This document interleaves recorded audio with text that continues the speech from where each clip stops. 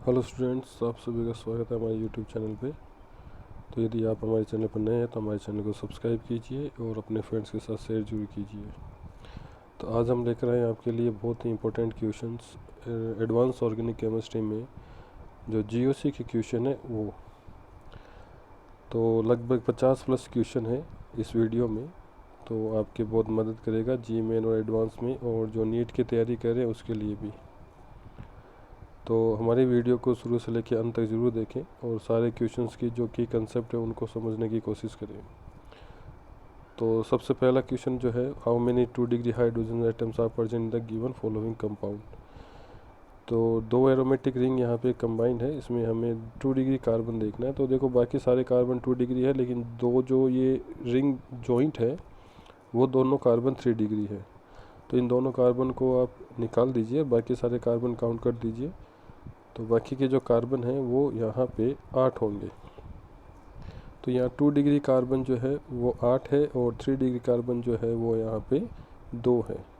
Degree of carbon आपको पता होना चाहिए, जिसमें हम कार्बन की डिग्री का डिसाइड करते हैं जिससे कितने कार्बन जुड़े हुए हैं। जितने कार्बन जुड़ते हैं उतने ही उसकी डिग्री ऑफ कार्बन हम वहाँ पे डिसाइड करते हैं। चलिए सेकंड क्वेश्चन पे, identify which functional group is not present in the given compound. देखिए यहाँ पे कंपाउंड है, इसमें कौन सा फंक्शनल ग्रुप प्रेजेंट नहीं है वो हमें बताना है। देखो सबसे पहला कंपाउंड जो है फंक्शनल ग्रुप कीटोन है। दोनों साइड कार्बन जो है, एक तरफ CH3 है, दूसरी तरफ ये जो रिंग है उसका कार्बन है, तो ये कीटोन होगा। दूसरा जो है देखो कार्बोनिल ग्रुप है और नाइट्रोजन से जुड़ा हुआ है, तो इसे हम एमाइड ग्रुप बोलते हैं। और जो थर्ड जो यहाँ पे फंक्शनल ग्रुप है कार्बोनिल कार्बन है, और सेकंड जो बॉन्ड है वो सिंगल बॉन्ड ऑक्सीजन है, इसलिए एस्टर है। तो यहाँ पे 3 फंक्शनल ग्रुप है, कीटोन, एमाइड और एस्टर। तो ईथर यहाँ पे नहीं है। देखो बाकी ABC जो है तीनों है यहाँ पे, लेकिन फोर्थ जो ऑप्शन है D, ईथर नहीं है यहाँ पे। चलिए नेक्स्ट क्वेश्चन है। यहाँ 3 रिंग कंपाउंड दे रखे हैं। दोनों यहाँ पे साइक्लोप्रोपाइल रिंग जो है वो सेपरेटेड है, और सेकंड में दोनों साइक्लोप्रोपाइल रिंग जो है वो सिंगल कार्बन से बॉन्डेड है, और थर्ड में दोनों ब्रिज कार्बन से बॉन्डेड है। तो फर्स्ट जो कंपाउंड है हमें यहाँ पे देखना है हीट ऑफ कंबशन, यानी कि तीनों कंपाउंड में सबसे ज़्यादा हीट ऑफ कंबशन क्या है और इनका ऑर्डर क्या रहेगा। तो हम नॉर्मली एक ट्रिक यूज करते हैं हीट ऑफ कंबशन के लिए, हम देखते हैं नंबर ऑफ़ कार्बन। जितने ज़्यादा नंबर ऑफ़ कार्बन प्रेजेंट होंगे हीट ऑफ कंबशन उतना ही ज़्यादा होगा। तो देखिए फर्स्ट में दोनों सेपरेटेड जो रिंग है उसमें 3-3 कार्बन यानी 6 कार्बन है। सेकंड में देखिए एक सिंगल कार्बन से दोनों बॉन्डेड है, तो एक सिंगल कार्बन इनकी जॉइंट हो गया और 2 साइड में हो गए, यानी कि 3, 4 और 1 5। तो सेकंड जो कंपाउंड उसमें 5 है, फर्स्ट में 6 है। सेकंड में देखिए 1 2 3 4 5, यहाँ 5 कार्बन है। और थर्ड में देखिए 2 जो रिंग है दोनों जॉइंट है एक एक कार्बन से, तो यहाँ 4 कार्बन है। तो सबसे ज़्यादा कार्बन जो है वो फर्स्ट में है, उसके बाद सेकंड में, उसके बाद थर्ड में है। जो राइट ऑप्शन हमारा है फर्स्ट, सेकंड और थर्ड ए। तो यहाँ पे हीट ऑफ कंबशन का जो ऑर्डर है, करेक्ट ऑर्डर है वो ए है, फर्स्ट, सेकंड और थर्ड। ये डिक्रीजिंग ऑर्डर में बना रखा है।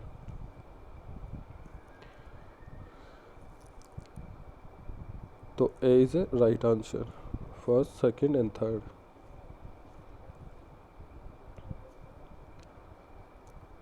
चलिए फिर नेक्स्ट क्वेश्चन है, which of the compound is not resonance structure of others. देखो रेजोनेटिंग स्ट्रक्चर्स हमें पता लगाने के लिए ये देखना होता है कि उसमें कॉन्जुगेशन है या नहीं।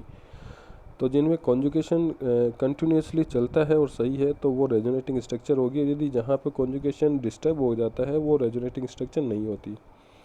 तो देखिए फर्स्ट में डबल बॉन्ड और नेगेटिव चार्ज ऑक्सीजन है वो कॉन्जुगेशन में है, और सेकंड में भी नेगेटिव चार्ज और डबल बॉन्ड जो है वो कॉन्जुगेशन में है, और नंबर ऑफ डबल बॉन्ड भी इक्वल है, चार्ज भी इक्वल है। थर्ड में भी कॉन्जुगेशन है, डबल बॉन्ड और नेगेटिव चार्ज। लेकिन फोर्थ जो है यहाँ पे कॉन्जुगेशन जो है वो डिस्टर्ब हो चुका है। जो नेगेटिव चार्ज है वो यहाँ पे कॉन्जुगेट नहीं है कार्बोनिल जो ऑक्सीजन है उसके साथ। तो फोर्थ जो ऑप्शन है जो डी है, which is not in a conjugation with the carbonyl oxygen, that's why D option जो स्ट्रक्चर है is not resonating structure of other. तो राइट ऑप्शन हमारा हो जाएगा डी।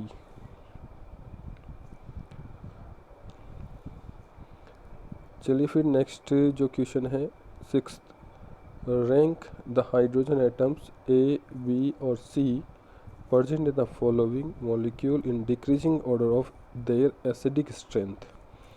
यहाँ पर 3 हाइड्रोजन दे रखे हैं, एक HA, एक HB और एक HC।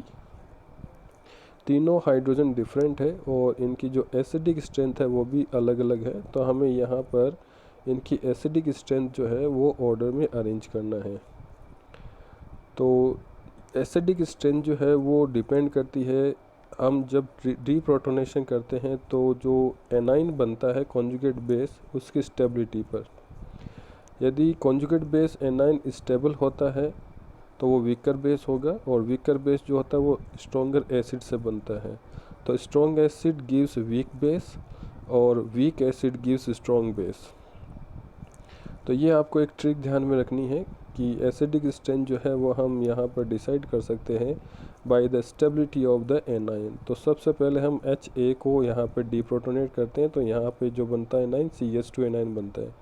अब ये जो नेगेटिव चार्ज है वो यहाँ पे लोकलाइज्ड होगा, तो इसे हम यहाँ पे डिस्पर्स भी नहीं कर सकते, डिस्ट्रीब्यूट भी नहीं कर सकते हैं। तो लोकलाइज जो चार्ज होता है वो सबसे कम स्टेबल होता है और ये सबसे अच्छा बेस भी है, स्ट्रॉन्ग बेस है। तो जो HA है वो सबसे लिस्ट एसिडिक होगा due to least stable base, conjugate base. Second हम लेते हैं HB, और ये जो कार्बन है वो कार्बोनिल कार्बन के साथ यहाँ पे कॉन्जुगेट में रहेगा, यानी कि यहाँ नेगेटिव चार्ज यदि आता है तो ये जो एनाइन बना यहाँ पे ये नेगेटिव चार्ज ऑक्सीजन पे डिस्पर्ज हो सकता है ड्यू टू रेजोनेंस। तो यहाँ पे स्टेबिलिटी इंक्रीज़ हो जाती है जिसके कारण जो होता है रेजोनेंस। तो रेजोनेंस के कारण स्टेबिलिटी इंक्रीज़ होने के कारण इसकी जो स्टेबिलिटी है वो बढ़ जाती है ड्यू टू रेजोनेंस। तो इसकी जो एसिडिटी है वो फर्स्ट जो HA है उससे ज़्यादा होगी because stable conjugate base A9 formation. Third लेते हैं C, H और C।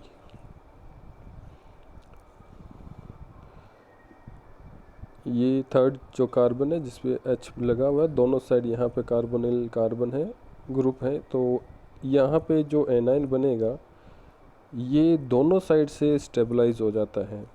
देखो इससे पहले जो हमने देखा था HB वो सिर्फ एक ही कार्बोनिल ऑक्सीजन के साथ स्टेबलाइज होता है, लेकिन यहाँ पे ये जो नेगेटिव चार्ज है वो दोनों साइड से स्टेबलाइज हो जाता है, यानी कि यहाँ जो रेजोनेंस है वो एक्सटेंड हो चुका है। तो एक्सटेंडेड कॉन्जुगेशन और एक्सटेंडेड रेजोनेंस में क्या होता है, स्टेबिलिटी और ज़्यादा इंक्रीज़ हो जाती है। तो थर्ड जो HC जो है वो यदि हम डीप्रोटोनेट करें तो एक स्टेबल एनाइन बनेगा जो इन तीनों में से सबसे ज़्यादा स्टेबल होगा। तो यहाँ पे हम बता सकते हैं कि जो थर्ड HC है वो मोस्ट एसिडिक होगा इन दिस मॉलिक्यूल, और HB जो है वो सबसे कम होगा, जो इस HC से कम होगा, और HA जो है वो सबसे कम होगा। तो जो ऑर्डर है यहाँ पे A सबसे कम है, B उससे ज़्यादा है और C सबसे ज़्यादा है, यानी कि जो D ऑप्शन है हमारा वो राइट आंसर होगा।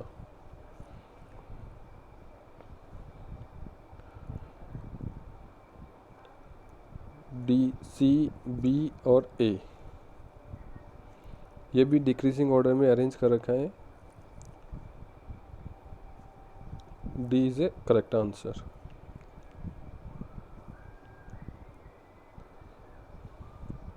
HC, HB and HA। चलिए नेक्स्ट क्वेश्चन है 7। यहाँ पे एस्टर मॉलिक्यूल दे रखा है, इसमें हमें HA और दो बॉन्ड लेंथ है A और B, इनमें क्या रिलेशन है ये बताना है। तो यहाँ पे जो ऑक्सीजन के लोन पेयर है वो कार्बोनिल ऑक्सीजन के साथ रेजोनेंस में रहेंगे, तो पार्शियल डबल बॉन्ड करेक्टर आ सकते हैं कार्बन और ऑक्सीजन के बीच। तो जिसमें पार्शियल डबल बॉन्ड करेक्टर आते हैं तो उसकी बॉन्ड लेंथ जो होती है वो डिक्रीज़ हो जाती है ड्यू टू रेजोनेंस। तो A जो बॉन्ड लेंथ है वो B से क्या होगी, छोटी होगी, यानी B ग्रेटर देन A। तो यहाँ पे B करेक्ट ऑप्शन होगा। चलिए फिर नेक्स्ट क्वेश्चन पे 8 नंबर क्वेश्चन है, the number of sp2 sigma bond in the compound given below. तो sp2 हाइब्रिडाइज जो कार्बन होता है वो होता है डबल बॉन्डेड कार्बन। तो यहाँ पे जितने भी डबल बॉन्डेड कार्बन है वो सारे sp2 हैं।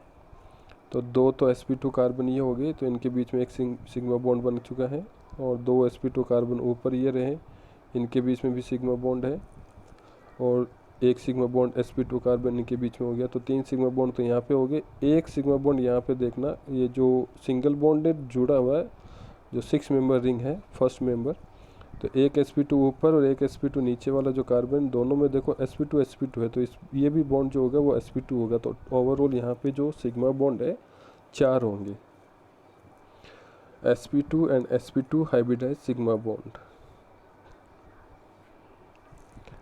द करेक्ट ऑप्शन जो होगा इसका यहाँ पे 4 हो जाएगा।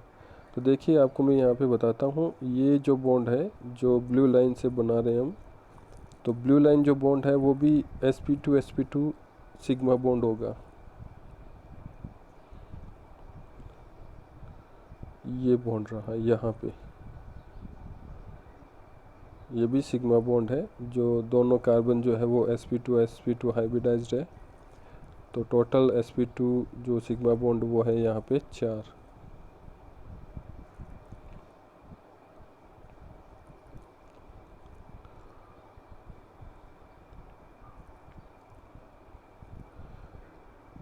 देखिए नेक्स्ट क्वेश्चन है 9 number. The total number of lone pair of electrons in a given molecule, यानी यहाँ पे एक मॉलिक्यूल दे रखा है ईथर और नाइट्रोजन का, एक साइक्लिक कंपाउंड है, एक तरफ ऑक्सीजन है दूसरी तरफ नाइट्रोजन है। तो ऑक्सीजन पे जो यदि न्यूट्रलाइज ऑक्सीजन है तो इस पे नंबर ऑफ लोन पेयर जो होंगे वो 2 होंगे, और नाइट्रोजन पे नंबर ऑफ लोन पेयर जो है वो 1 होगा यदि ये न्यूट्रल है। यानी कि ऑक्सीजन यदि 2 सिंगल बॉन्डेड से है तो वो 2 लोन पेयर होगा, और नाइट्रोजन यदि 3 सिंगल बॉन्डेड से है तो वहाँ पे 1 लोन पेयर होगा।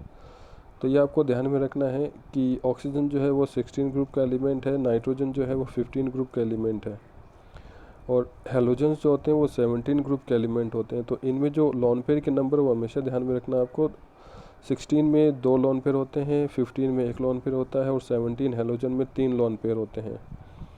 तो ये जो ग्रुप मेंबर एलिमेंट है ये आपको याद रखना है, 16, 15 और 17, यानी ये 3 ग्रुप एलिमेंट है जिन पे लोन पेयर ऑफ इलेक्ट्रॉन जो है वो प्रेजेंट होंगे। तो यहाँ जो 9 नंबर क्वेश्चन जो है उसका राइट ऑप्शन होगा 3, यानी कि बी।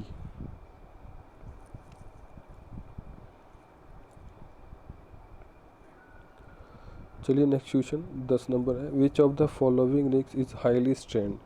देखो यदि कोई साइक्लिक कंपाउंड हमें गिवन है तो उसमें जो हाईली स्ट्रेंड का मतलब होता है जिसमें जो बॉन्ड होता है वो बॉन्ड यदि स्मॉलर है और जो एक्चुअल बॉन्ड एंगल होना चाहिए उससे कम है, तो वो रिंग जो होगी वो सबसे ज़्यादा स्ट्रेंड होगी। यानी कि जितनी ज़्यादा स्मॉलर रिंग होगी उसमें जो रिंग स्ट्रेन है वो सबसे ज़्यादा होगा। तो यहाँ जो बीटा इलेक्ट्रॉन है ऑप्शन सी ये सबसे ज़्यादा स्ट्रेंड है, क्योंकि सबसे कम नंबर ऑफ कार्बन जो है वो उसी में ही है, स्मॉलर रिंग है। तो जितनी स्मॉलर रिंग होगी उतना ही वहाँ पर एंगल स्ट्रेंड होगा और हाईली स्ट्रेंड रिंग होगी। चलिए नेक्स्ट क्वेश्चन है 11, the functional group present in A cortisone. तो यहाँ पे कॉर्टिसोन कंपाउंड दे रखा है, इसमें फंक्शनल ग्रुप देखना है। देखो सबसे पहला जो है वो कीटोन है, फंक्शनल ग्रुप आपको आने चाहिए, और सेकंड जो है वो डबल बॉन्ड है यानी कि एल्कीन है। इसके बाद देखो ये वापस कीटोन हो गया, और इसके ऊपर देखो यहाँ CH2OH है यानी कि अल्कोहलिक ग्रुप है ये, अल्कोहल। और जो साइड में जुड़ा हुआ है OCH3 यानी कि ऑक्सीजन सिंगल बॉन्डेड है दोनों साइड से, यानी ये ईथर है। तो यहाँ पे कीटोन, एल्कीन, अल्कोहल और ईथर 4 फंक्शनल ग्रुप प्रेजेंट है, अल्कोहल, कीटोन, एल्कीन और ईथर, यानी कि ऑप्शन बी जो है वो राइट आंसर होगा।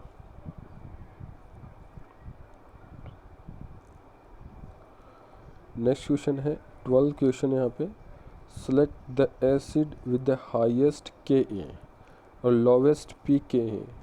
यानी कि यहाँ पे एसिडिक की जो कांस्टेंट है, डिसोसिएशन कांस्टेंट है, जिसे हम Ka से रिप्रेजेंट करते हैं, वो सबसे हाईएस्ट किसका होगा। तो यहाँ एक रिलेशन होता है pKa और Ka के बीच में, दोनों रिवर्सली प्रोपोर्शनल होता है, यानी पी के इन्वर्सली प्रोपोर्शनल टू के ए। तो जिसके लिए के ए की वैल्यू हाई होगी उसके लिए पी के ए की वैल्यू सबसे कम होगी, और जिसमें पी के ए वैल्यू सबसे कम होता है वो सबसे ज़्यादा एसिडिक भी होगा। तो एसिडिक स्ट्रेंथ जो है वो हम पी के वैल्यू से अच्छे से प्रिडिक्ट कर सकते हैं। जिसमें पी के वैल्यू लोअर होगी उसकी एसिडिक स्ट्रेंथ जो है वो सबसे ज़्यादा होगी।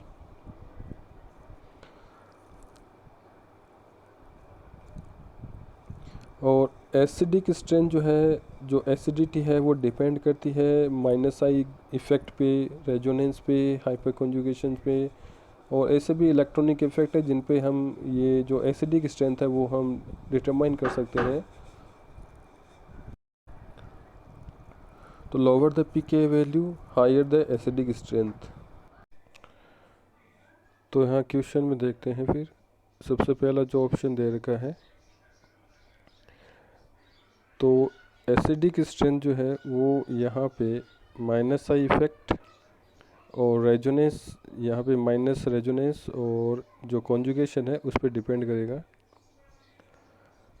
तो इनका जो रिलेशन है वो देखिए, एसिडिटी जो है वो माइनस आई के डायरेक्ट प्रोपोर्शनल होती है और माइनस एम के भी डायरेक्ट प्रोपोर्शनल होती है, जबकि प्लस एम और प्लस आई के जो है वो रिवर्स होता है। यानी जितने ज़्यादा प्लस आई ग्रुप होंगे एसिडिटी उतनी कम होगी, जबकि माइनस आई के साथ इसमें अपोजिट होता है ये। तो पहला जो ऑप्शन है एसिटिक एसिड, इसमें देखो CH3 का जो एल्काइल ग्रुप है प्लस आई इफेक्ट होता है, तो ये प्लस आई इफेक्ट। दूसरे में 2Cl जो है एटम माइनस आई ग्रुप है, माइनस आई इफेक्ट होगा। तीसरे में भी माइनस आई आयोडीन है और चौथे में भी माइनस आई क्लोरीन है। तो सबसे ज़्यादा यहाँ पे माइनस आई ग्रुप बी ऑप्शन में है, तो ये सबसे ज़्यादा मोस्ट एसिडिक होगा। तो इसकी जो पी के वैल्यू सबसे कम होगी, और जिसके लिए पी के वैल्यू कम होगी उसके लिए के की वैल्यू सबसे हाई होगी। तो पी के वैल्यू लोअर होने पर के की वैल्यू हाई होगी, तो बी ऑप्शन में सबसे हाईएस्ट के वैल्यू ऑब्जर्व होती है। तो करेक्ट जो आंसर है वो बी होगा। 13 क्वेश्चन जो है stable carbocation among the following. तो इनमें से हमें जो कार्बोकेटाइन दे रखे हैं इनमें सबसे ज़्यादा स्टेबल कार्बोकेटाइन बताना है। तो इसमें जो स्टेबिलिटी है वो डिसाइड होगी यहाँ पे हाइपर कॉन्जुगेशन से। तो यहाँ पे हमें अल्फ़ा कार्बन पे हाइड्रोजन की नंबर देखनी है, जितने ज़्यादा हाइड्रोजन प्रेजेंट होंगे उतना ज़्यादा स्टेबिलिटी होगी। तो सबसे पहला जो ऑप्शन है इसमें देखिए 3 अल्फ़ा कार्बन है, तो यहाँ पे CH3 पे 3 हाइड्रोजन है और बाकी दोनों कार्बन पे 2 हाइड्रोजन है। तो टोटल यहाँ पे अल्फ़ा हाइड्रोजन हुए 7। तो जितने ज़्यादा अल्फ़ा हाइड्रोजन प्रेजेंट होंगे स्टेबिलिटी ऑफ कार्बोकेटाइन उतनी ज़्यादा होगी। दूसरे में यहाँ पे देखिए CH3 और यहाँ पे 3 और यहाँ पे 2 यानी कि 5 हाइड्रोजन है। तीसरे में देखिए यहाँ पे CH2 में अल्फ़ा कार्बन एक ही है तो 1 हाइड्रोजन होगा यहाँ पे, और फोर्थ में अल्फ़ा कार्बन है नहीं तो 0। तो सबसे ज़्यादा स्टेबल जो है वो ए ऑप्शन होगा, करेक्ट आंसर होगा 7 हाइड्रोजन। नेक्स्ट क्वेश्चन है 14, arrange the following increasing order of their pK value. यानी कि पीके वैल्यू की इंक्रीजिंग ऑर्डर हमें बताना है। तो अभी हमने बात की थी कि पीके वैल्यू जो है वो के रिवर्स होता है, और पीके वैल्यू सबसे कम उसके लिए होती है जो सबसे अच्छा एसिडिक होगा। तो सबसे पहला जो X है इसमें हम देखते हैं CH3SO3H। तो H रिमूव करते हैं तो यहाँ पे एक एनाइन बनता है। तो जितना ज़्यादा स्टेबल एनाइन होगा उतना ही पी के वैल्यू लोअर होगा, ये आपको ध्यान में रखना है। द स्टेबल एनाइन जो है जितना ज़्यादा होगा उसमें जो पी के वैल्यू उतनी लोअर आएगी। तो यहाँ पे देखिए ये जो SO3 है इक्विवेलेंट RS बनेगी 3 यहाँ पे। ये जो नेगेटिव चार्ज है वो दोनों ऑक्सीजन के साथ कॉन्जुगेशन में है, तो इसमें रेजोनेंस में 3 इक्वल RS बनेगी। सेकेंड में देखिए एसिटिक एसिड है, तो यहाँ पे 2 इक्वल RS बनेगी। तो जितनी ज़्यादा रेजोनेटिंग स्ट्रक्चर बनती है उतना ज़्यादा स्टेबल होता है। तो फर्स्ट में 3 इक्वल RS बनने के कारण ज़्यादा स्टेबल है, और सेकंड में 2 इक्वल RS बनने के कारण उससे थोड़ा कम स्टेबल है। और जेड जो है वहाँ पे कोई RS नहीं है, कोई रेजोनेटिंग स्ट्रक्चर नहीं बनेगी, तो सबसे कम स्टेबल होगा ये। तो कॉन्जुगेट बेस जो है जो एनाइन हम यहाँ पे बना रही है जितना ज़्यादा स्टेबल होगा उतना ही वीक बेस होगा। और जितना वीक बेस होगा यानी कि स्ट्रॉन्गर बेस होगा उसकी पीके वैल्यू सबसे हायर होगी। तो जो जेड है मिथाइल अल्कोहल, इसके लिए पीके वैल्यू सबसे हायर होगी। और दूसरा जो है एसिटिक एसिड, इसकी पीके वैल्यू इससे थोड़ी कम आएगी। और सबसे कम जो है पीके वैल्यू फर्स्ट ऑप्शन एक्स जो है उसमें रहेगा। तो जितना कम स्टेबल एनाइन बनता है उतना ही वो एसिड वीक होता है, जितना वीक एसिड होगा उतनी ज़्यादा पीके वैल्यू रहेगी। तो इस क्वेश्चन में जो आंसर है, करेक्ट ऑर्डर जो है, सबसे कम पीके वैल्यू फर्स्ट की रहेगी यानी कि एक्स, और उसके बाद जो वाई है, और सबसे ज़्यादा जो पीके है वो जेड है। यानी बी जो आंसर है, बी ऑप्शन जो है वो करेक्ट होगा। तो इसका सही जो आंसर होगा, increasing order of pK X Y and Z, B option जो है करेक्ट ऑप्शन होगा। नेक्स्ट क्वेश्चन है 18 नंबर।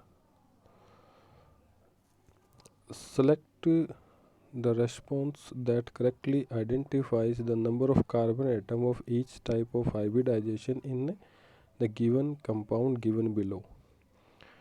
यहाँ एक ऑर्गेनिक कंपाउंड दे रखा है जिसमें अनसैचुरेटेड कंपाउंड है, और यहाँ पे sp3 sp2 और sp कार्बन दे रखा है। इनके नंबर बताना है हमें।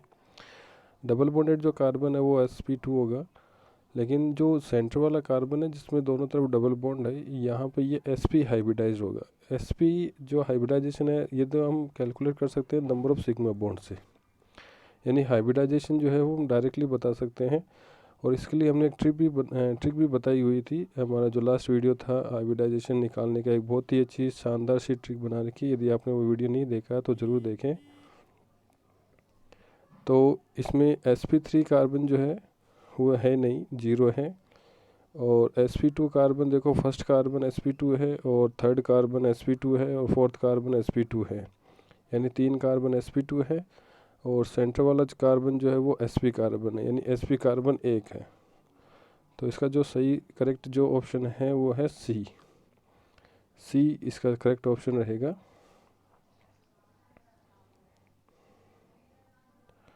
तो आप एक बार हाइब्रिडाइजेशन जो ट्रिक हमने बता रखी है वो ट्रिक वाला जो वीडियो है वो ज़रूर देखें, जिससे हम डायरेक्टली हाइब्रिडाइजेशन निकाल सकते हैं किसी भी ऑर्गेनिक कंपाउंड का या इनऑर्गेनिक हो।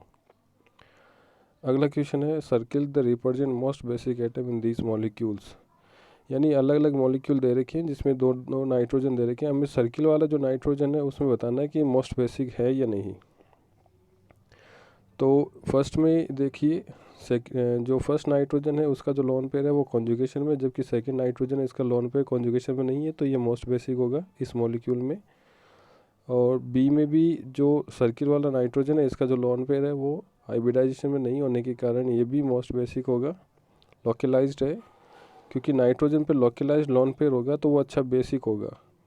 और सी में भी जो NH2 ग्रुप है इसमें भी लोकलाइज्ड लोन पेयर है। तो सभी जो नाइट्रोजन है वो मोस्ट बेसिक है मॉलिक्यूल में। तो ऑल ऑफ दीज।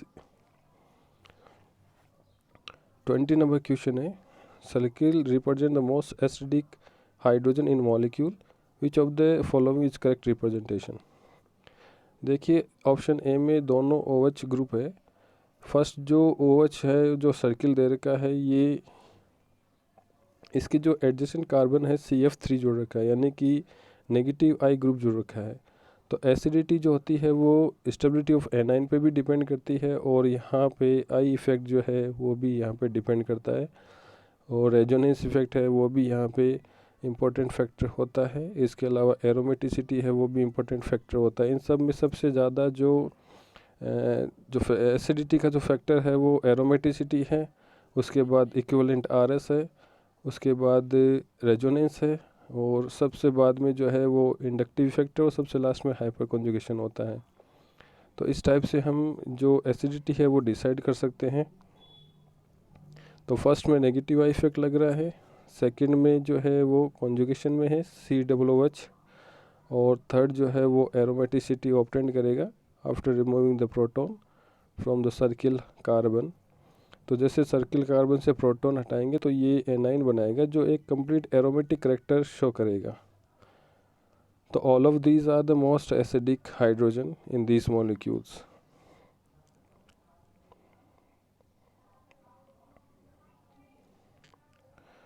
तो बी में आर इफेक्ट होने के कारण, रेजोनेंस इफेक्ट होने के कारण एसिडिक है प्रोटॉन, और सी में एरोमेटिसिटी ऑब्टेंड होने के कारण ये मोस्ट एसिडिक प्रोटॉन होगा। बाकी प्रोटॉनों के कंपैरिजन में हमें यहाँ से पूछा हुआ है कि मॉलिक्यूल में जो सर्किल वाला हाइड्रोजन है वो एसिडिक है या नहीं। तो सर्किल वाले जो हाइड्रोजन है वो सारे के सारे एसिडिक है।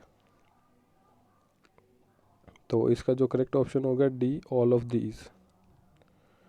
देखिए यहाँ पे सी ऑप्शन में जो हम यहाँ पे सर्किल वाला प्रोटॉन यदि डीप्रोटोनेट करें तो यहाँ पे एनाइन बनता है जो कम्प्लीटली इन दोनों रिंग के साथ रेजोनेंस में है, और एक कंप्लीट रेजोनेटिंग कंपाउंड बनता है एरोमेटिसिटी के साथ।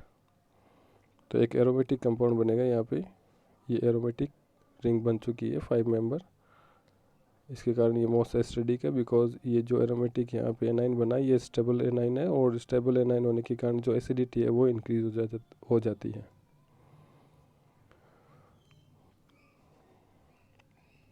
तो करेक्ट ऑप्शन है इसका डी, ऑल ऑफ दीज।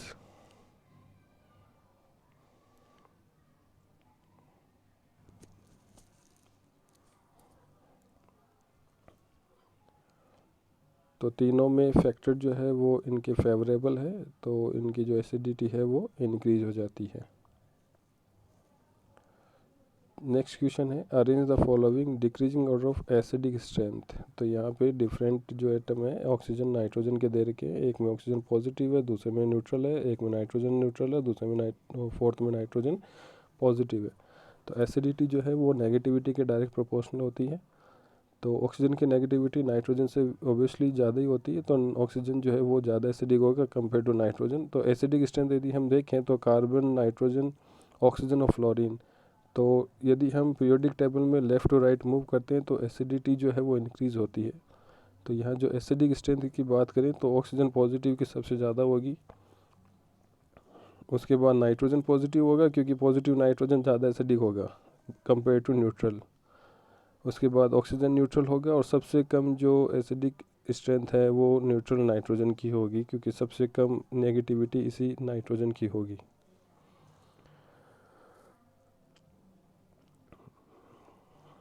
तो हमें टेबल में लेफ़्ट टू राइट मूव करते हैं तो ये ध्यान रखना होता है कि एसिडिटी जो है वो नेगेटिविटी के प्रोपोर्शनल होगी, और लेफ़्ट टू राइट जो है वो इलेक्ट्रोनेगेटिविटी इंक्रीज होती है। तो इस क्वेश्चन में सबसे ज़्यादा एसिडिक होगा ए, उसके बाद एसिडिक होगा यहाँ पे डी, और उसके बाद होगा सी, और सबसे कम एसिडिक होगा बी। तो ए, डी, सी और बी यानी कि सी ऑप्शन जो है वो इसका राइट ऑप्शन होगा, राइट करेक्ट आंसर होगा।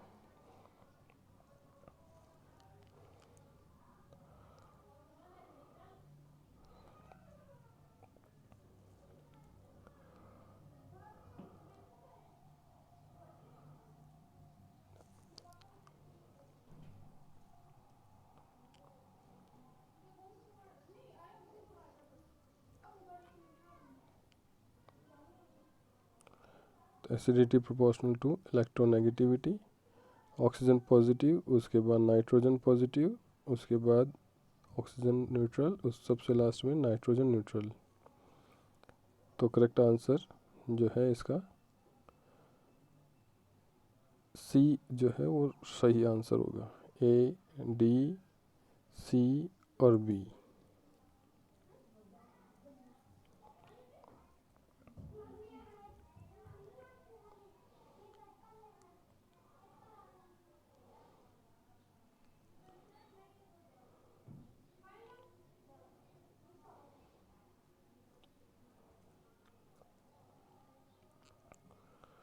चलिए नेक्स्ट क्वेश्चन है, इसमें भी हमें हीट ऑफ कंबशन बताना है। और जैसा कि हमने पहले क्वेश्चन सॉल्व किया था हीट ऑफ कंबशन से कि हमें नंबर ऑफ़ कार्बन देखना है यहाँ पे। तो नंबर ऑफ़ कार्बन जिसमें ज़्यादा होगा उसमें हीट ऑफ कंबशन सबसे ज़्यादा होगा। तो थर्ड जो कंपाउंड है साइक्लोपेंटेन, इसमें 5 कार्बन है, और सेकंड जो है साइक्लोब्यूटेन 4 कार्बन है, और फर्स्ट जो है साइक्लोप्रोपेन 3 कार्बन है। तो सबसे ज़्यादा जो होगा वो साइक्लोपेंटेन में होगा। तो थर्ड, सेकंड और फर्स्ट, यानी कि सी ऑप्शन जो है इसका राइट आंसर होगा। सी जो है वो इसका राइट आंसर होगा।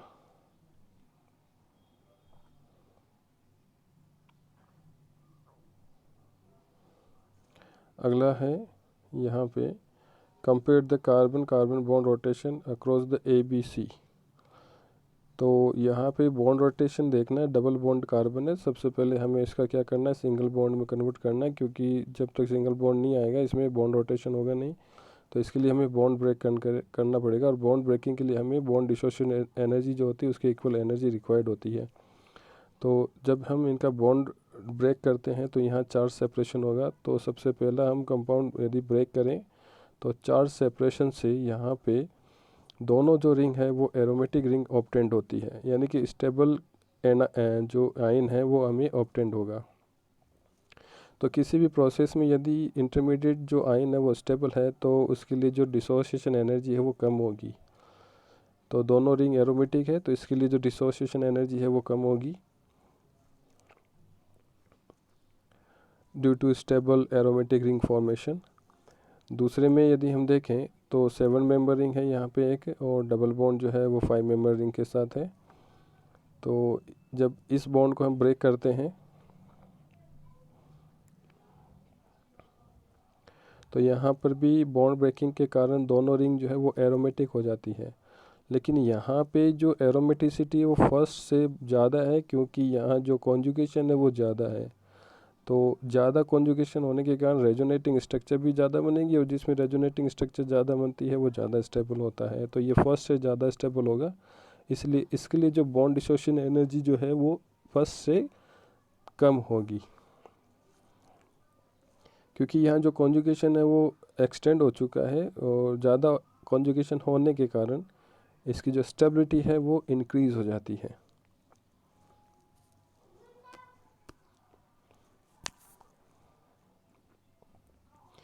और दूसरा, इसमें रेजोनेटिंग स्ट्रक्चर भी ज़्यादा बनेगी, इसीलिए ये ज़्यादा स्टेबल होगा।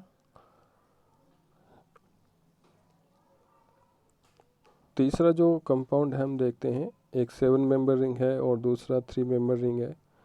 तो इसमें भी यदि हम चार्ज सेपरेशन करें तो देखिए इसमें जो एनाइन जो बन रहा है आयन, तो उस आयन की स्टेबिलिटी देखो कैसे बन रही है। तो इसमें यदि चार्ज सेपरेशन करें तो एक तो एरोमेटिक आयन बनेगा और दूसरा एंटी एरोमेटिक आयन बनेगा। तो यदि हम इसमें देखें तो ये 7 मेंबर रिंग और ये साइक्लोप्रोपीन, तो बॉन्ड डिसोसिएट करने पे तो यहाँ पे एक एरोमेटिक होगा और दूसरा एंटी एरोमेटिक होगा। ये 7 मेंबर रिंग जो है वो एरोमेटिक रहेगी और 3 मेंबर रिंग जो है वो एंटी एरोमेटिक रहेगी। तो जो थर्ड मेंबर रिंग है ये एंटी एरोमेटिक है, क्योंकि इसमें नंबर ऑफ पाई इलेक्ट्रॉन जो है वो 4n के इक्वल है, जो हक्कल रूल के अकॉर्डिंग एंटी एरोमेटिसिटी शो करेगा। और जो 7 मेंबर रिंग है वो एरोमेटिक है, बिकॉज ये हक्कल रूल के 4n + 2 पाई इलेक्ट्रॉन के अकॉर्डिंग है। तो यहाँ पे चार्ज सेपरेशन यानी कि बॉन्ड डिसोसिएशन करना डिफ़िकल्ट है, क्योंकि इसके लिए ज़्यादा एनर्जी रिक्वायर्ड रहेगी। तो जो लास्ट वाला कंपाउंड है इसमें सबसे ज़्यादा बॉन्ड एनर्जी रिक्वायर्ड रहेगी, क्योंकि इसमें जो एनाइन बन रहा है उसमें एक जो रिंग है वो एंटी एरोमेटिसिटी शो करने के कारण सबसे कम स्टेबल है। तो जब कम स्टेबल यदि इंटरमीडिएट बनता है तो उसके लिए डिसोसिएशन एनर्जी है जो ज़्यादा रिक्वायर्ड रहेगी। तो जो बॉन्ड एनर्जी का ऑर्डर यहाँ पे CAB होगा, क्योंकि B जो है वो सबसे ज़्यादा स्टेबल है। तो ज़्यादा बॉन्ड एनर्जी रिक्वायर्ड होने के कारण जो बॉन्ड रोटेशन एनर्जी है यहाँ पे वो जो ऑर्डर रहेगा इसमें A, B और C, यानी कि ये बॉन्ड रोटेशन रहेगा। सबसे इजीली जो है वो स्टेबल एनाइन किस में बन रहा था, B में, यानी सबसे ज़्यादा बॉन्ड रोटेशन जो है वो B का रहेगा। तो A, B और C ये इसका करेक्ट ऑप्शन होगा, करेक्ट आंसर रहेगा इसका।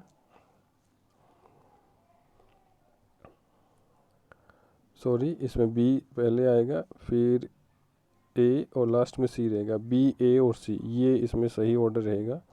तो यहाँ पे थोड़ा सा करेक्शन है, B, A एंड C। सबसे कम जो रोटेशन है वो C में रहेगा। और सबसे इजीली जो रोटेशन है वो बी में आएगा, क्योंकि इजीली चार्ज सेपरेशन हो जाएगा और सिंगल बॉन्ड में कन्वर्ट हो जाएगा। नेक्स्ट क्वेश्चन है which of the following acid would have stronger conjugate base, यानी कि इसमें पेयर दे रखे हैं, इसमें जिस एसिड का जो स्ट्रॉन्गर बेस बनेगा वो वीक एसिड होगा, यानी कि वीक एसिड जो है वो स्ट्रॉन्गर बेस बनाता है। और जो बेसिसिटी है वो डिपेंड करती है, देखो रेजोनेंस पे, चार्ज सेपरेशन पे, इंडक्टिव इफेक्ट पे, तो सो मैनी फैक्टर्स। तो यहाँ पे सबसे पहला जो पेयर है H2S और H2O, तो H2S में जो कॉन्जुगेट बेस बनेगा HS बनेगा, और H2O में जो कॉन्जुगेट बेस बनता है OH बनता है। बेसिसिटी जो होती है वो एटॉमिक साइज़ पे भी डिपेंड करती है, उन दोनों में देखो साइज़ ऑफ सल्फर जो है वो बिगर है, तो जो चार्ज है वो डिस्ट्रीब्यूट हो जाएगा। चार्ज डिस्ट्रीब्यूट होने के कारण यहाँ पे जो इसकी स्टेबिलिटी बढ़ जाती है, तो ये एक वीक बेस होगा। तो फर्स्ट में जो है वो OH यानी कि H2O जो है इसका बेस जो है वो स्ट्रॉन्गर बेस होगा, तो फर्स्ट में सेकंड होगा। बी में जो नाइट्रोजन पे चार्ज जो है वो 2 कार्बोनिल ऑक्सीजन के साथ स्टेबलाइज हो जाता है, जबकि सेकंड में स्टेबलाइज कम होता है, तो बी में फोर्थ स्ट्रॉन्गर बेस होगा। और सी में देखिए एक ट्रिपल बॉन्ड है, एल्काइन है, दूसरा एल्कीन है, जबकि एल्काइन का बेस है वो स्टेबल होगा, क्योंकि sp हाइब्रिडाइजेशन है, s करेक्टर ज़्यादा है जिसकी नेगेटिविटी ज़्यादा है, यानी नेगेटिव चार्ज ज़्यादा नेगेटिव एटम पर होता है तो वो ज़्यादा स्टेबल होगा। तो sp जो हाइब्रिडाइज कार्बन है उसकी नेगेटिविटी ज़्यादा है इसलिए ज़्यादा स्टेबल होगा, जबकि एल्कीन में जो sp2 हाइब्रिडाइजेशन है, s करेक्टर कम है तो वो कम स्टेबल होगा। तो फर्स्ट पेयर में जो है OH यानी कि H2O का बेस स्ट्रॉन्गर होगा, यानी कि सेकंड। बी में जो है वो फोर्थ होगा, और सी में जो है यहाँ पे सिक्स्थ होगा, यानी कि 2 4 6 इसका जो आंसर है वो सही होगा। ए ऑप्शन जो है वो करेक्ट ऑप्शन है। तो यहाँ पे आपको ध्यान में रखना है, इन केस ऑफ फर्स्ट में जो हम देखते हैं, इन केस ऑफ OH है HS minus and OH minus, the atomic size of oxygen is smaller, इसीलिए इसकी नेगेटिविटी ज़्यादा है, तो ये जो नेगेटिव चार्ज को ज़्यादा वॉल्यूम पे स्प्रेड नहीं कर पाएगा, इसलिए कम स्टेबल है, तो स्ट्रॉन्गर बेस होगा। सेकंड में नाइट्रोजन जो है यहाँ पे दोनों के साथ कॉन्जुगेट है, इसलिए जो नाइट्रोजन का जो पेयर है वो दोनों में कॉन्जुगेट में चला जाएगा, तो इसकी जो बेसिसिटी है वो डिक्रीज़ हो जाएगी, जबकि सेकंड में जो है उसमें बेसिसिटी डिक्रीज़ नहीं होती क्योंकि वहाँ रेजोनेंस कम है। और थर्ड में जो हम देखते हैं हाइब्रिडाइजेशन, यानी कि ट्रिपल बॉन्डेड जो कार्बन है उसका हाइब्रिडाइजेशन sp है, जिसके कारण उसका जो s करेक्टर है वो ज़्यादा होने के कारण ये स्टेबल है, इसलिए इसकी बेसिसिटी कम होगी। और जबकि एल्कीन का जो कार्बन है वो कम स्टेबल है, इसलिए ज़्यादा बेस स्ट्रॉन्ग बेस होगा, तो इसका जो आंसर है वो ए ऑप्शन जो है वो राइट आंसर होगा 2 4 6।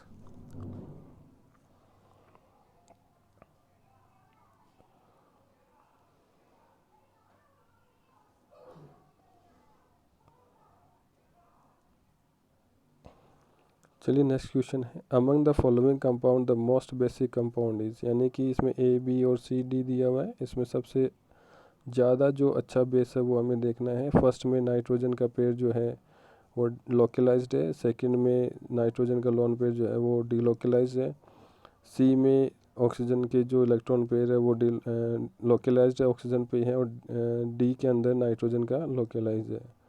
देखो फर्स्ट और ए और बी के अंदर यदि बात करें तो बी की जो बेसिसिटी है वो कम है, क्योंकि ये रेजोनेंस में जाएगा, डीलोकलाइज होगा, जबकि ए में लोकलाइज है। तो ए और बी में देखें तो ए जो है वो मोस्ट बेसिक होगा। सी और डी में देखें, देखो ये भी sp3 और ये भी sp3, लेकिन ऑक्सीजन की नेगेटिविटी ज़्यादा है कंपेयर टू नाइट्रोजन, तो इसलिए सी और डी में जो बेसिसिटी है वो डी की ज़्यादा होगी। तो इन चारों में यदि कंपैरिजन करें तो डी जो है नाइट्रोजन sp3 है, दूसरा इसका जो लोन पेयर ऑफ इलेक्ट्रॉन है वो लोकलाइज भी है, तो इस कारण इसकी जो बेसिसिटी वो सबसे ज़्यादा है। और ए और डी का कंपैरिजन करें, क्योंकि वो भी देखो वहाँ पे भी लोकलाइज है और यहाँ पे भी लोकलाइज है, लेकिन उसमें sp2 हाइब्रिडाइजेशन है और इसमें sp3 हाइब्रिडाइजेशन है, तो ज़्यादा नेगेटिविटी sp2 को होगी, इसलिए sp2 जो नाइट्रोजन है उसकी बेसिसिटी कम हो जाएगी, sp2 हाइब्रिडाइजेशन है। जबकि डी वाला जो लास्ट वाला जो कंपाउंड है वो sp3 हाइब्रिडाइज्ड है, इसलिए इसकी नेगेटिविटी कम होगी। जिसकी नेगेटिविटी कम होती है उसकी बेसिसिटी अच्छी होती है। तो यहाँ पे मोस्ट जो बेसिक होगा वो डी होगा।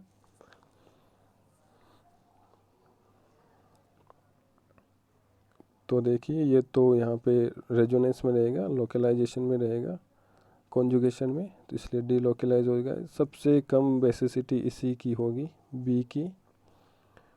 उसके बाद हम ए की मानेंगे और उसके बाद सी, और सबसे ज़्यादा जो बेसिसिटी है वो डी की होगी। तो ऐसे हम ऑर्डर भी बना सकते हैं इसका। सी में देखें तो ऑक्सीजन है, sp3 ऑक्सीजन है, दोनों पेयर लोकलाइज्ड है, बट ज़्यादा नेगेटिविटी होने के कारण इसकी जो बेसिसिटी वो कम होगी कंपेयर टू नाइट्रोजन।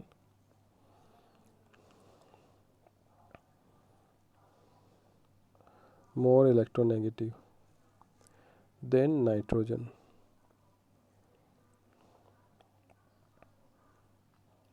और लास्ट जो ऑप्शन है नाइट्रोजन, ये सबसे मोस्ट बेसिक होगा इन फॉलोइंग दीज मॉलिक्यूल्स।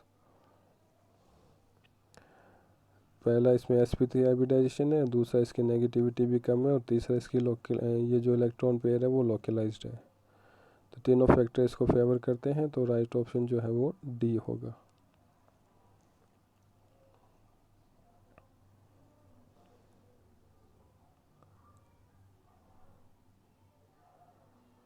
ये sp3।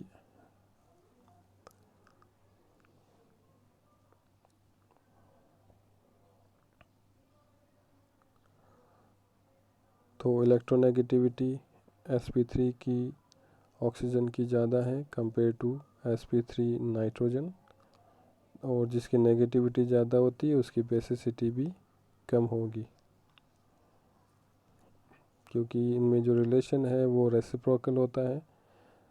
नेगेटिविटी हाई होने के कारण बेसिसिटी इसकी कम हो जाएगी।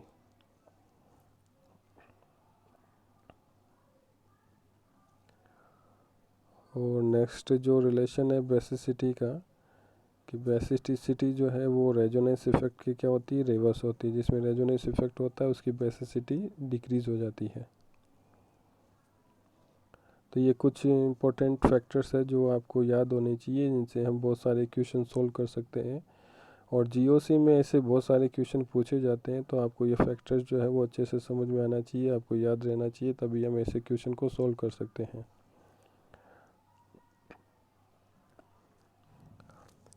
चलिए नेक्स्ट क्वेश्चन है 47।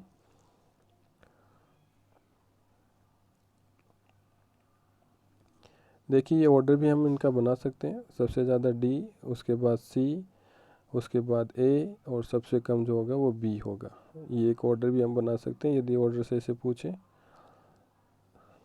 लेकिन यहाँ ऑर्डर नहीं पूछा हुआ, यहाँ पे ऐसा पूछा सबसे ज़्यादा बेसिक कौन सा होगा, तो डी जो है वो सबसे ज़्यादा बेसिक होगा।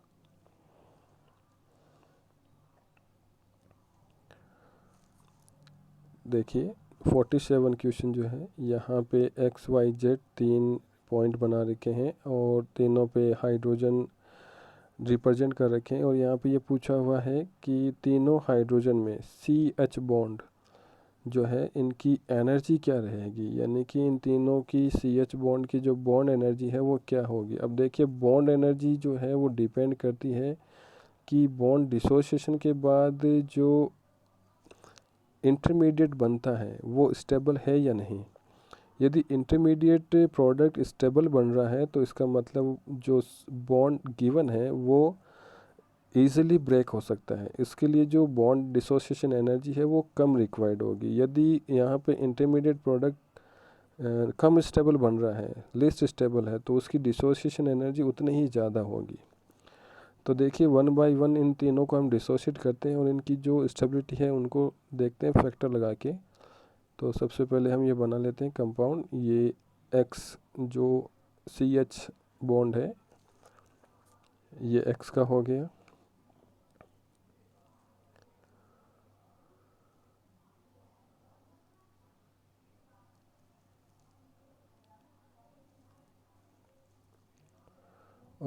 इसमें जो नेक्स्ट है वाई, यहाँ पे जो सेंटर वाला जो बॉन्ड है CH-Y, ये हो जाएगा वाई बॉन्ड।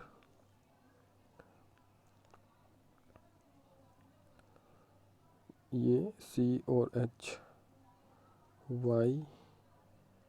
और लास्ट वाला जो बॉन्ड है डबल बॉन्ड से डायरेक्टली अलोंग है, एल्कीन का जो हाइड्रोजन है वो हो गया Z।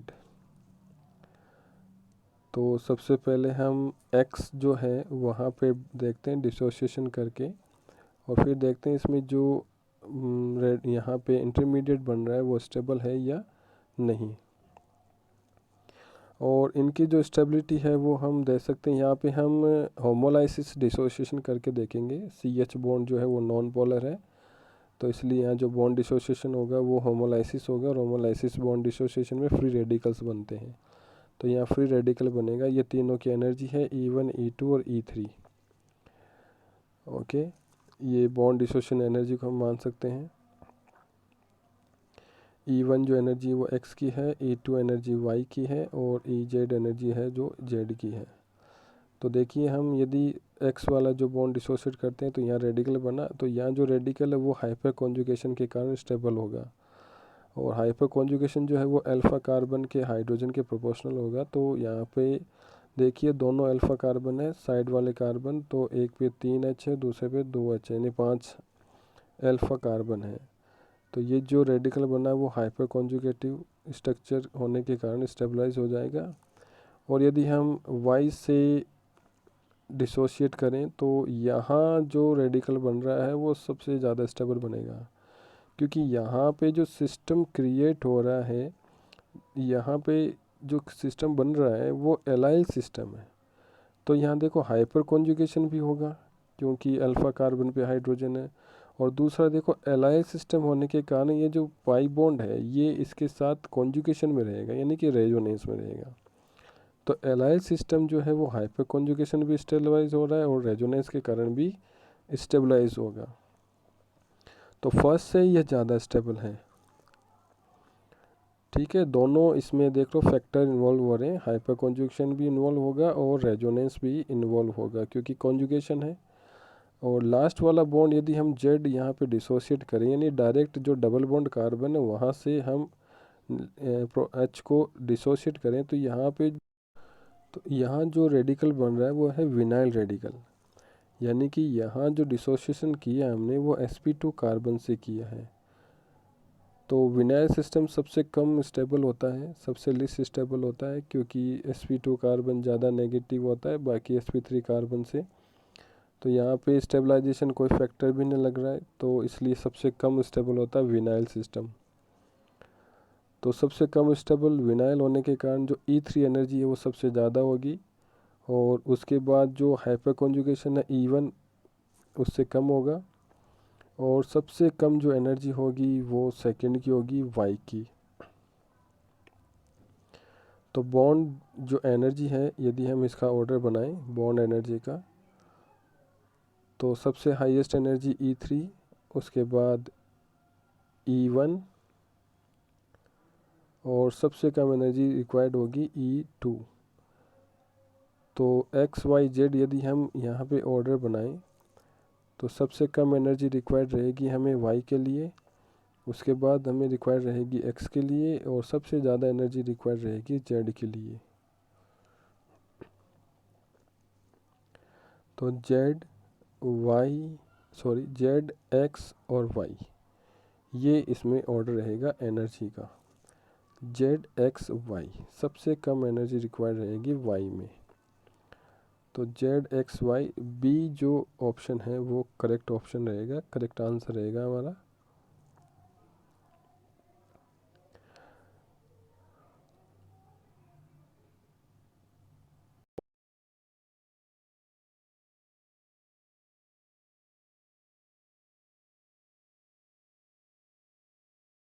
Hello student, welcome to our YouTube channel. तो हमारी जो पहली प्रॉब्लम है आज की कि गिवन जो रिएक्शन है इसमें प्रोडक्ट क्या होगा। इसमें आप दो नाइट्रोजन देख रहे होंगे बेंजीन से अलोंग जो रिंग बनी हुई है, इन दोनों नाइट्रोजन में एक नाइट्रोजन जो है वो बेंजीन के साथ रेजोनेंस में है, जिसके कारण इसका जो लोन पेयर है वो रेजोनेंस में रहेगा, जो प्रोटॉन एक्सेप्ट के लिए फिर ये अवेलेबल नहीं रहेगा। ठीक है, इसलिए डीलोकलाइज्ड लोन पेयर होगा। और ये जो रिएक्शन है वो एसिड बेस की रिएक्शन है HCl के प्रेजेंस में। तो हाइड्रोजन में यहाँ जो है वो ऐड होगा नाइट्रोजन पे जो लोकलाइज्ड लोन पेयर के साथ है। तो जो सेकंड नाइट्रोजन है वो लोन पेयर लोकलाइज्ड होगा, इसलिए जो रिएक्शन है वो सेकंड नाइट्रोजन पे होगी। जो प्रोडक्ट होगा तो बी होगा इसका आंसर। देखिए इसकी रिएक्शन कैसे होती है। तो यदि हम दोनों नाइट्रोजन में HCl का रिएक्शन करवाएं तो HCl जो है वो सेकंड नाइट्रोजन जो नीचे लिखी हुई है इसके ऊपर ऐड होगा प्रोटॉन और एक सॉल्ट बनाएगा, अमोनियम सॉल्ट।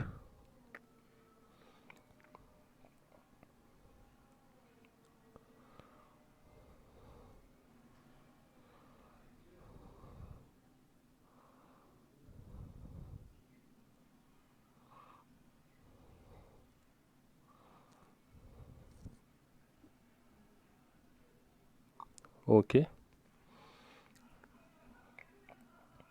नेक्स्ट प्रॉब्लम है which is the following is most polar. दिए गए जो कंपाउंड है नीचे बाईसाइक्लिक कंपाउंड है, इसमें से मोस्ट पोलर जो बाईसाइक्लिक कंपाउंड वो हमें देखना है। देखो पहले वाला जो है वो एंटी एरोमेटिक है, और एंटी एरोमेटिक जो होते हैं वो क्या करते हैं, रेजोनेंस को रेजिस्ट करते हैं। तो ये रेजोनेंस नहीं करना चाहते हैं, जिससे चार्ज सेपरेशन हो नहीं पाएगा। तो चार्ज सेपरेशन नहीं होगा तो पोलरिटी नहीं होगी। पोलरिटी क्योंकि डायपोल मूवमेंट पे बेस्ड एक प्रॉपर्टी होती है, जिसमें डायपोल मूवमेंट जीरो होता है वो नॉन पोलर होता है। तो सी जो मॉलिक्यूल है इसमें भी पोलरिटी नहीं आएगी, इसमें जो पाई बॉन्ड्स है वो सिर्फ डिलोकलाइज्ड होंगे। और डी जो ऑप्शन है इसमें दोनों चार्जेस सेम है, तो इसमें भी पोलरिटी यहाँ पे ऑब्जर्व नहीं होगी। जो बी है हमारा कंपाउंड, इसे एजुलिन बोलते हैं। 7 मेंबर और 5 मेंबर रिंग एक दूसरे से क्लोज्ड है, जो बाईसाइक्लिक कंपाउंड है ये। तो azulene is a polar molecule. तो यहाँ हम एजुलिन की स्ट्रक्चर बना के इसमें देखते हैं कि इसमें पोलरिटी कैसे होती है। ठीक है, एक इसमें तो स्ट्रक्चर है वो थोड़ी सी मिस्टेक है। यहाँ पे ये जो 7 मेंबर रिंग का जो बॉन्ड है वो यहाँ ना हो के आप वहाँ देखना, ऑप्शन में मिल जाएगा आपको। लेकिन यहाँ पे जो पोलरिटी आती है उसका रीज़न ये होता है कि रेजोनेंस के कारण ये जो बॉन्ड शिफ्टिंग आप देख रहे हैं, बॉन्ड शिफ्टिंग से 7 मेंबर रिंग में पॉजिटिव चार्ज आ जाता है और 5 मेंबर रिंग में नेगेटिव चार्ज आ जाता है। तो एजुलिन जो कंपाउंड है वो एक टाइप से पोलर कंपाउंड होते हैं।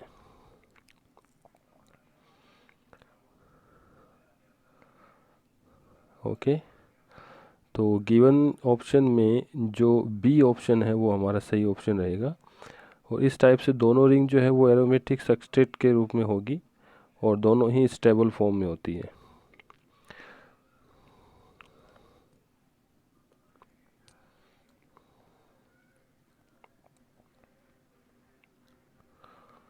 तो मोस्ट पोलर कंपाउंड जो है एजुलिन है, ऑप्शन बी। नेक्स्ट क्वेश्चन है, यहाँ नाइट्रोजन के कुछ एलिफेटिक कंपाउंड दे रखे हैं और इसमें हमें इनके बेसिक ऑर्डर का जो अरेंजमेंट है वो पूछा जा रहा है। डिक्रीजिंग ऑर्डर बनाना है हमें। तो देखो पहले वाला जो सेकंड ऑप्शन में दिया हुआ है वाई, इसमें नाइट्रोजन का जो लोन पेयर है वो कार्बोनिल ऑक्सीजन के साथ रेजोनेंस में रहेगा, तो इसलिए ये अवेलेबल नहीं रहेगा। तो नाइट्रोजन में पॉजिटिव चार्ज आ जाएगा, तो इसकी जो बेसिसिटी है वो डिक्रीज़ हो जाएगी, क्योंकि रेजोनेंस जो है वो बेसिसिटी को क्या करता है, डिक्रीज़ करता है। तो Y जो है वो रेजोनेंस के कारण कम बेसिक होगा। और जो Z है यहाँ पे, Z में जो नाइट्रोजन है वो sp2 कार्बन, sp2 नाइट्रोजन है। sp2 नाइट्रोजन की नेगेटिविटी जो होती है वो sp3 से ज़्यादा होती है, और नेगेटिविटी जो होती है वो बेसिसिटी के रिवर्स होती है। जिसमें ज़्यादा नेगेटिविटी होती है उसकी बेसिक जो स्ट्रेंथ है वो कम होती है। और पहला जो ऑप्शन है हमारा एक्स में क्या होता है, ये sp3 नाइट्रोजन है, और sp3 नाइट्रोजन जो है वो अच्छा बेसिक भी होता है। और लोन पे दूसरा इसका लोकलाइज्ड भी, रेजोनेंस में भी नहीं है। तो सबसे ज़्यादा जो बेसिक होगा वो फर्स्ट वाला कंपाउंड होगा एक्स, और उसके बाद होगा जेड जो sp2 नाइट्रोजन, और सबसे कम जो होगा वो होगा वाई। रेजोनेंस के कारण इनकी स्टेबिलिटी जो है वो सबसे कम हो जाएगी। यहाँ थोड़ा ऑर्डर जो है वो करेक्ट कर लेना। यहाँ जो रहेगा ऑप्शन बी रहेगा हमारा, एक्स, जेड और वाई। नेक्स्ट क्वेश्चन है, साइक्लोऑक्टाटेट्राइन दिया हुआ है जिसमें 2 Cl ग्रुप लगे हुए हैं और इसके रिएक्शन हम SbCl5 के साथ करवा रहे हैं। SbCl5 is a chlorine accepting molecule, तो ये लुईस एसिड बिहेवियर शो करता है और क्लोरीन को एक्सेप्ट करेगा। तो अभी ये जो कंपाउंड है ये नॉन एरोमेटिक है और ये जो रिएक्शन है वो फास्ट होती है और प्रोडक्ट फेवरेबल होती है। तो क्योंकि इसमें नॉन एरोमेटिक जो कंपाउंड है वो रिएक्शन के ड्यूरिंग एरोमेटिक कंपाउंड में कन्वर्ट होता है। तो यदि SbCl5 के साथ दोनों Cl को एलिमिनेट कर दें तो जो साइक्लोऑक्टाइन जो कंपाउंड है इस पर 2 पॉजिटिव चार्ज होने के कारण ये एरोमेटिक आयन में चेंज हो जाता है, which is a most stable ion. तो इसका आंसर जो होगा वो होगा बी। नेक्स्ट क्वेश्चन है, which has maximum dipole moment. Dipole moment आपको पता है कि डायपोल मोमेंट हम कैलकुलेट करते हैं mathematically Q into D. D यानी डिस्टेंस और Q यानी चार्ज है, charge positive negative charge separation से। तो जिसमें चार्ज सेपरेशन होता है उसमें डायपोल मोमेंट क्रिएट होता है। तो यहाँ जो फर्स्ट ऑप्शन है बेंजीन, बेंजीन में कोई चार्ज सेपरेशन नहीं होता है, सिर्फ पाई बॉन्ड जो है वो डिलोकलाइज्ड होते हैं। तो no charge separation, no dipole moment, non polar molecule. Naphthalene second जो है वो नेफ्थलीन एग्जांपल, इसमें भी नो चार्ज सेपरेशन और डी जो ऑप्शन है उसमें भी चार्ज सेपरेशन नहीं होगा। लेकिन सी जो ऑप्शन है जिसमें साइक्लोप्रोपीन रिंग में कार्बोनिल ग्रुप जुड़ा हुआ है, साइक्लोप्रोपेनॉल, प्रोपिनॉल और 2 बेंजीन ग्रुप जुड़े हुए हैं जिसको हम फिनाइल से लिख सकते हैं। तो ऑक्सीजन से इलेक्ट्रॉन विड्रॉ होने के कारण साइक्लोप्रोपीन के रिंग पे पॉजिटिव चार्ज आ जाता है और ऑक्सीजन पर नेगेटिव चार्ज आ जाता है, तो इससे चार्ज सेपरेशन हो गया और इसका डायपोल मोमेंट क्रिएट हो जाएगा। तो इस क्वेश्चन में जो ऑप्शन सी है वो राइट है, the which has a maximum dipole moment. अगला क्वेश्चन है, which carbocation is most stabilize. Given में कौन सा कार्बोकेटाइन ज़्यादा स्टेबलाइज्ड है। देखो फर्स्ट में जो कार्बोकेटाइन है इसमें रेजोनेंस जो है डिलोकलाइजेशन सिर्फ 6 मेंबर रिंग में ही हो रहा है। देखिए कैसे इसमें जो पॉजिटिव चार्ज है वो डिलोकलाइज हो रहा है with pi bond. Second option जो है इसमें देखिए ये जो पॉजिटिव चार्ज है ये भी रेजोनेंस में है बट 5 मेंबर रिंग के अंदर है। जो 6 मेंबर रिंग है उसमें ये रेजोनेंस में नहीं रहेगा, तो यहाँ पे रेजोनेंस जो है वो सिर्फ 5 मेंबर रिंग में डिलोकलाइजेशन होगा पॉजिटिव चार्ज का। ठीक है, और ऑप्शन सी जो है, सी में आप देख रहे होंगे कि ये जो पॉजिटिव चार्ज है वो दोनों ही रिंग में डिस्पर्स होगा। तो जितना ज़्यादा चार्ज डिस्पर्स होता है उतना ही ज़्यादा स्टेबलाइजेशन होता है। तो ये जो यहाँ पे रेजोनेंस हो रहा है ये क्या होता है, एक रिंग से दूसरे रिंग में एक्सटेंड हो जाता है और एक्सटेंशन ऑफ द रेजोनेंस है, जो डिस्पर्जन ऑफ चार्ज है वो ज़्यादा होने के कारण जो कार्बोकेटाइन होता है वो सबसे ज़्यादा स्टेबल होता है। तो जितना ज़्यादा चार्ज डिस्पर्जन होगा उतना ज़्यादा स्टेबिलिटी होगी। तो ऑप्शन जो सी है वो हमारा राइट ऑप्शन होगा, due to extended resonance. Last में भी ऐसा ही है, यहाँ कोई रेजोनेंस नहीं है, पॉजिटिव चार्ज के साथ यहाँ पे डिलोकलाइजेशन नहीं होगा क्योंकि वो कॉन्जुगेशन में नहीं है। तो ऑप्शन सी जो है हमारा राइट आंसर है। नेक्स्ट क्वेश्चन है, rank the order radical, first most stable radical कौन सा है इसमें। तो पहला रेडिकल, ये हम जो रेडिकल देख रहे हैं वो हम अल्फ़ा हाइड्रोजन से देख सकते हैं। अल्फ़ा हाइड्रोजन जिससे हम हाइपर कॉन्जुगेशन की फिनोमिनन जो हम देखते हैं, जितने ज़्यादा अल्फ़ा हाइड्रोजन होंगे उतने ज़्यादा हाइपर कॉन्जुगेशन की स्ट्रक्चर बनेगी। तो यहाँ पे फर्स्ट में 4 अल्फ़ा एच है, सेकंड में 7 अल्फ़ा एच है, थर्ड में सी में 2 अल्फ़ा एच है और फोर्थ में जो है 4 अल्फ़ा एच है। तो जितने अल्फ़ा एच होंगे उसमें एक स्ट्रक्चर जुड़ जाती है, तो यहाँ पहले वाले में 5 हाइपर कॉन्जुगेट स्ट्रक्चर बनेगी, दूसरे में 8, तीसरे में 3, चौथे में 5।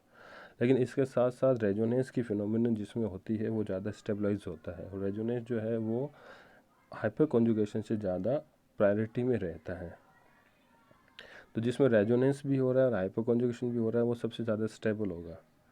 तो ऑप्शन जो हमारा सी है वो इसमें राइट आंसर होगा, क्योंकि ये रेजोनेंस में भी है और इसके साथ साथ इसमें जो डी जो है रेजोनेंस भी है, और इसके साथ साथ इसमें अल्फ़ा एच की नंबर भी ज़्यादा है। तो फर्स्ट रैंक जो है वो डी वाला ऑप्शन होगा, सबसे मोस्ट स्टेबल।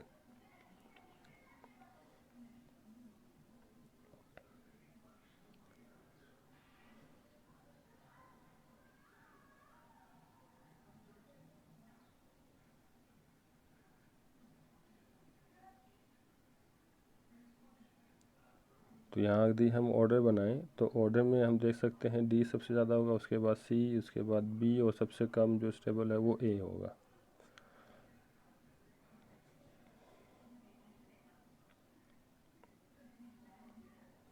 नेक्स्ट क्वेश्चन है, यहाँ पे देखिए 4-5 क्वेश्चन एक साथ में है। यहाँ हमें देखना है जो कार्बोकेटाइन दिए हुए हैं इनकी स्टेबिलिटी। तो इनकी स्टेबिलिटी जो है फर्स्ट क्वेश्चन में हम अल्फ़ा हाइड्रोजन्स को देख कर बता सकते हैं। जितने ज़्यादा अल्फ़ा हाइड्रोजन होंगे स्टेबिलिटी उतनी ज़्यादा होगी। तो फर्स्ट वाले ए में 6 अल्फ़ा एच है, बी में 7 अल्फ़ा एच है, सी में 3 अल्फ़ा एच है, और डी में 0 अल्फ़ा एच है। अल्फ़ा मतलब पॉजिटिव कार्बन का नेक्स्ट कार्बन जो होगा उस पर जुड़े हुए हाइड्रोजन जो होते हैं उनको हम अल्फ़ा हाइड्रोजन कहते हैं। तो बी में सबसे ज़्यादा हाइड्रोजन है, तो ये सबसे ज़्यादा स्टेबल होगा। इसके बाद जो नेक्स्ट है पार्ट बी, इसमें भी हमें अल्फ़ा हाइड्रोजन कैलकुलेट करने हैं। अल्फ़ा हाइड्रोजन जितने ज़्यादा नंबर में होंगे उतना ज़्यादा स्टेबल मॉलिक्यूल होगा। तो फर्स्ट ए में 1 अल्फ़ा एच है, सेकेंड में 4 अल्फ़ा एच है, सी में 7 अल्फ़ा एच है, और डी में देख सकते हैं आप 0 अल्फ़ा एच है। तो 7 अल्फ़ा एच जो ज़्यादा स्टेबल होगा, यानी कि ऑप्शन सी राइट आंसर होगा। अगला है पार्ट सी। पार्ट सी में आपको देख रहे होंगे फिर से कार्बोकेटाइन है, इनमें भी हमें अल्फ़ा हाइड्रोजन जो है वो ही कैलकुलेट करने हैं। तो ए ऑप्शन में जो है उसमें 7 अल्फ़ा हाइड्रोजन है, बी में 4 अल्फ़ा हाइड्रोजन है, सी में गड़बड़ होगी 3 अल्फ़ा हाइड्रोजन है, सी में 4 अल्फ़ा हाइड्रोजन है, और डी में यहाँ पे है 1 अल्फ़ा हाइड्रोजन। तो ए ऑप्शन जो है वो हमारा राइट होगा, सबसे ज़्यादा स्टेबल होगा due to 7 alpha hydrogen. Next जो है पार्ट डी, इसमें भी हमें अल्फ़ा हाइड्रोजन कैलकुलेट करने हैं। ए में 2 अल्फ़ा हाइड्रोजन है, बी में 4 अल्फ़ा हाइड्रोजन है, सी में 8 अल्फ़ा हाइड्रोजन है, और डी में 1 अल्फ़ा हाइड्रोजन है। तो सबसे ज़्यादा स्टेबल सी ऑप्शन हो जाएगा, 8 अल्फ़ा हाइड्रोजन। नेक्स्ट जो पार्ट है इसमें हमें अल्फ़ा हाइड्रोजन और दूसरा हमें देखना है कि इनमें हम वान डेर वाल रिपल्शन जो फोर्स है वो किस में ज़्यादा लग रहा है। जिसमें ज़्यादा वान डेर वाल फोर्स रिपल्शन होगा वो सबसे कम स्टेबल होगा, क्योंकि जो एल्केन है ट्रांस और सिस, इनमें जो हम क्लोज पैकिंग करते हैं तो सिमिलर ग्रुप जो होते हैं वो ज़्यादा रिपल्स करते हैं दूसरे को, जहाँ रिपल्शन होता है वो वान डेर वाल रिपल्शन होता है। तो फर्स्ट ऑप्शन में 6 अल्फ़ा हाइड्रोजन है plus one der Waals repulsion है, बी में 6 अल्फ़ा हाइड्रोजन है बट वान डेर वाल ऑप्शन वान डेर वाल रिपल्शन जो है वो प्रेजेंट है। तो ए में एब्सेंट है जिसके कारण ये ज़्यादा स्टेबल होगा। तो 6 alpha H and no van der Waals repulsion which is the most stable.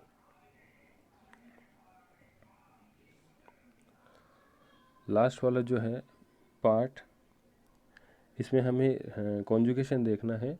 जो पॉजिटिव चार्ज है उसका जो रेजोनेंस हमें देखना है विद अल्फ़ा हाइड्रोजन। तो फर्स्ट ए में है 1 अल्फ़ा एच, सेकेंड बी में भी है 1 अल्फ़ा एच, ठीक है, and plus extension of resonance, यानी कि यहाँ पे रेजोनेंस जो है वो बेंजीन के साथ एक्सटेंड होगा, तो उतनी ज़्यादा रेजोनेटिंग स्ट्रक्चर वहाँ पे बनने वाली है। सी में आप देखिए यहाँ पे एक्सटेंशन ऑफ रेजोनेंस कैसे होगा, ये बी का जो कैटायन है वो, तो यहाँ पे ये जो रेजोनेंस है वो इस रिंग के पाई बॉन्ड के साथ भी एक्सटेंड होता है। तो जितना ज़्यादा रेजोनेटिंग स्ट्रक्चर बनती है उतना ज़्यादा स्टेबल कैटायन बनेगा, क्योंकि यहाँ पॉजिटिव चार्ज उतना ही ज़्यादा डिस्पर्ज हो जाएगा। जो अभी हमने पिछले वाले क्वेश्चन में किया था वही सेम यहाँ पे हमें देखने को मिल रहा है। तो more dispersion of the charges more stability. तो यहाँ पे जो मोस्ट स्टेबल कैटायन जो होगा कार्बोकेटाइन वो ऑप्शन बी का होगा।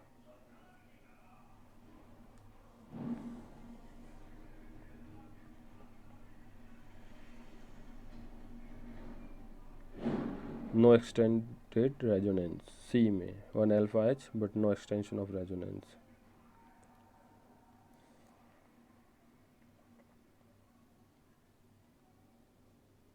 नेक्स्ट क्वेश्चन है the most stable canonical structure of given compound.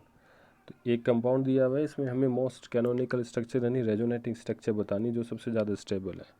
तो सबसे ज़्यादा स्टेबिलिटी जो है वो रेजोनेंस के कारण और उनकी जो रेजोनेंस एनर्जी के कारण उनसे हम पता लगा सकते हैं। तो पहले वाला जो स्ट्रक्चर है वो एंटी एरोमेटिक है और एंटी एरोमेटिसिटी जो होती है वो स्टेबिलिटी को कम करती है। दूसरा वाला जो स्ट्रक्चर है वो दोनों रिंग जो है एरोमेटिक रिंग है और दोनों रिंग एरोमेटिक होने के कारण ये ज़्यादा स्टेबिलिटी होती है, बिकॉज दोनों रिंग के पास 6 पाई इलेक्ट्रॉन का लूप है जो इन्हें ज़्यादा स्टेबल करता है। और सेकंड सी ऑप्शन जो है उसमें एक जो है वो एंटी एरोमेटिक है, तो एंटी एरोमेटिक के कारण ये दोनों ही ऑप्शन जो है वो नहीं होंगे।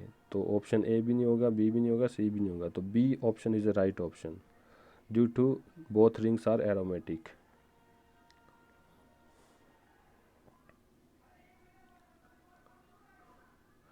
नेक्स्ट जो है यहाँ पे एक लिस्ट दी हुई है, इसमें हमें देखना है कौन सा हाइड्रोजन सबसे ज़्यादा एसिडिक है।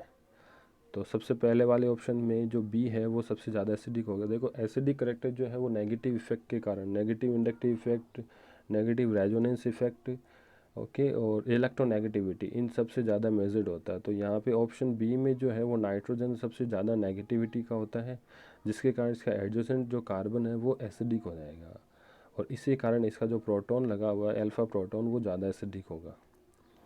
तो ऑप्शन पार्ट ए में ऑप्शन बी हो जाएगा जो मोस्ट एसिडिक प्रोटॉन है। बाकियों में ऐसा नहीं है क्योंकि सी में फॉस्फोरस है उसकी नेगेटिविटी कम होती है, बाकी दो बेंजीन है उनमें नेगेटिविटी इतनी ज़्यादा नहीं है।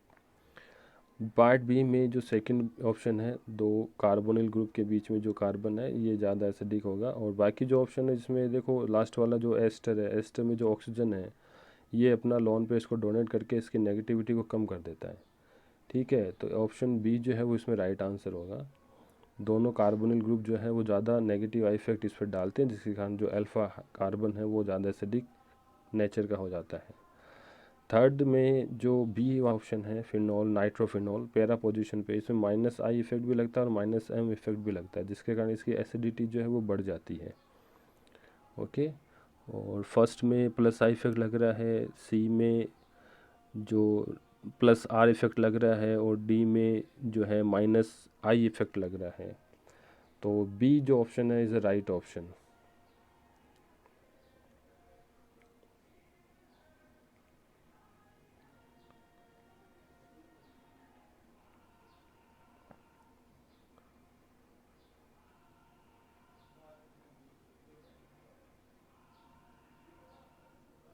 नेक्स्ट जो है इसमें भी वो जो हमने सेकंड क्वेश्चन किया था वही वाली बात है, दो कार्बोनिल ग्रुप है जो मोर नेगेटिव इफेक्ट डालता है और लास्ट में जो डी में ऑक्सीजन है वो रेजोनेंस के कारण इलेक्ट्रॉन डोनेट कर देगा और इसकी जो माइनस आई इफेक्ट है वो कम कर देगा। तो B option is right option, the most acidic proton. और लास्ट वाले में जो है कार्बोक्सिलिक एसिड ये ज़्यादा एसिडिक होगा, ओके, क्योंकि इसकी जो पी के वैल्यू वो सबसे कम आती है, जिसकी पी के वैल्यू कम आती है उसकी के ई वैल्यू जो है वो बढ़ जाती है। और एसिडिक स्ट्रेंथ जो होती है वो के ए के डायरेक्ट